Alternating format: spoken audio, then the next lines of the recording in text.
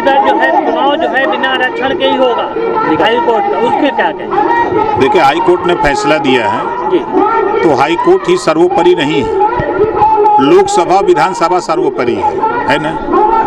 और बाबा साहब डॉक्टर अम्बेडकर ने जो संविधान में व्यवस्था दिया है 27% रिजर्वेशन पिछड़ों को, 22.5% शेड्यूल कास्ट शेड्यूल ट्राइब्स को, 10% आरक्षण सामान्य गरीब वर्ग, तो आरक्षण लागू होगा। अभी हाई कोर्ट ने दिया है ना, अभी सुप्रीम कोर्ट बाकी है ना।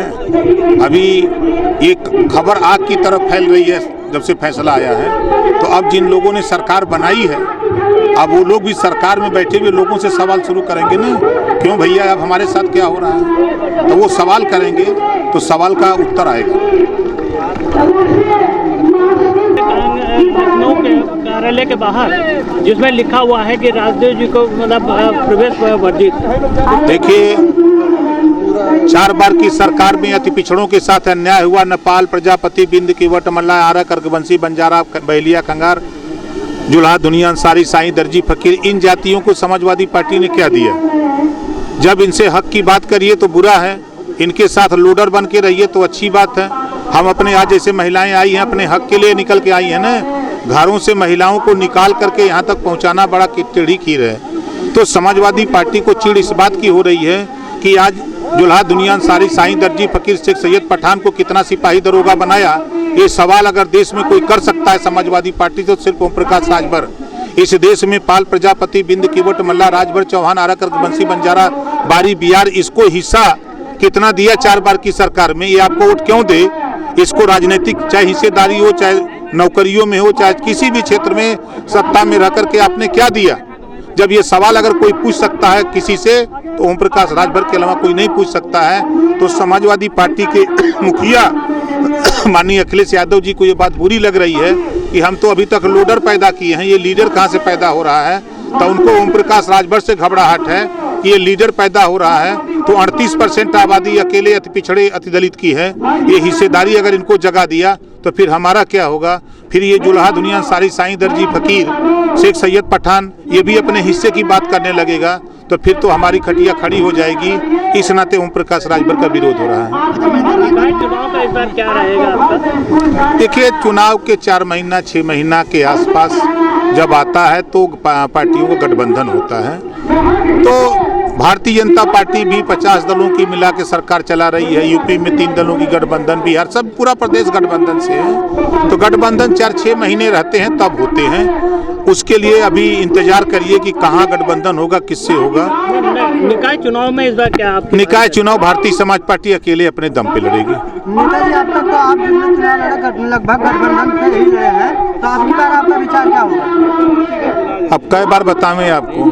बता तो रहा हूं कि आगामी लोकसभा का चुनाव आने वाले दिनों में जब 4-6 महीना रहेगा तो गठबंधन के विषय में सोचा जाएगा। अभी सामने निकाय चुनाव की चर्चा हो रही है। निकाय चुनाव पार्टी अकेले अपने दम पे लड़ेगी। धन्यवाद भैया, थैंक यू। सर ये बताइए, आप 2024 में चुनाव लड़ रहे हैं, किस मुद्दे पर लड़ रहे हैं? देखिए, आपके सामने महिला हक अधिकार महारैली आज फैजाबाद मंडल के सुल्तानपुर जिले में हो रहा है। अभी आजमगढ़ मंडल के मऊ जिले में 18 दिसंबर को महिला हक अधिकार महारैली हुई थी, जिसमें आप देख रहे हैं मंच पे सिर्फ महिलाएं संचालन, भाषण और श्रोता और वक्ता भी वही है। देश में 50% आबादी इनकी है, तो इनकी डिमांड है कि 50% लोकसभा विधानसभा में सीटें आरक्षित हो। शिक्षण संस्थाओं में चाहे प्राइवेट हो चाहे सरकारी हो, वहाँ भी 50% सीटें आरक्षित हो। नौकरियों में भी 50% इनको रिजर्वेशन मिले। जब गांधी जी के नाम पर गुजरात में शराब बंद हुई तो बिहार में भी शराब बंद हुई, पांडिचेरी बंद हुई। तो इनकी डिमांड है, ये चाह रही है कि हमारे उत्तर प्रदेश में ही पूरे देश में शराबबंदी हो। इन चीज़ों को लेकर के ये महिलाएं खुद आंदोलन करने के लिए तैयार हैं। हम इन लोगों ने, जब मैं गांव में गया तो इन लोगों ने कहा कि हमारी लड़ाई ज्वाइन नहीं बल्कि हम लोग खुद आगे आकर के लड़ना चाहती हूँ, तो इनको आगे किए हैं। ये खुद 50% हिस्सेदारी लेकर के लोकसभा विधानसभा में अपना नेतृत्व करना चाहती है। और भारतीय समाज पार्टी अभी इस देश में रहने वाले जो वंचित समाज के जो लोग हैं 75 साल की आज़ादी में जिनको हक हिस्सा सम्मान नहीं मिला है, उनको हम लोग पार्टी से जोड़ करके अभी अपना संगठन को मजबूत कर रहे हैं। आने वाले दिनों में जब 4-6 महीना रहेगा तो देखा जाएगा कि कहाँ से गठबंधन होगा, कहाँ नहीं होगा। सर ये बताइए, करप्शन इतना बढ़ चुका है, आप इस पर क्या कहना चाहेंगे? देखिए, 135 करोड़ में 130 करोड़ से ज़्यादा लोगों के ब्लड में करप्शन है जी। अब इसके रिफाइन करने के लिए मशीन बने तब न सही हो।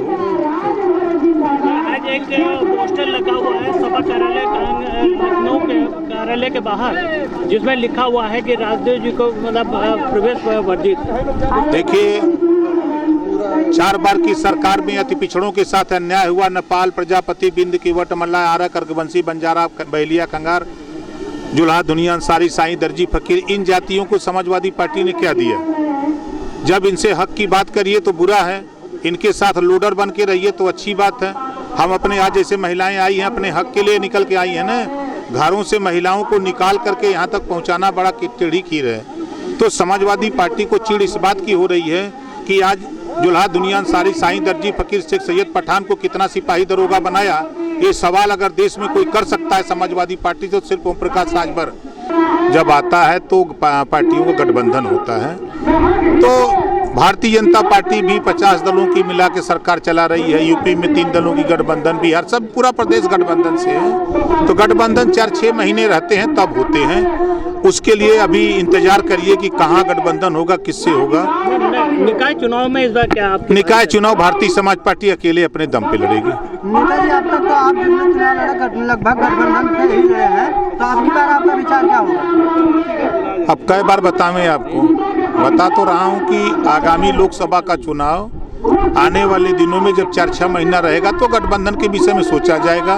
अभी सामने निकाय चुनाव की चर्चा हो रही है। निकाय चुनाव पार्टी अकेले अपने दम पे लड़ेगी। धन्यवाद भैया, थैंक यू।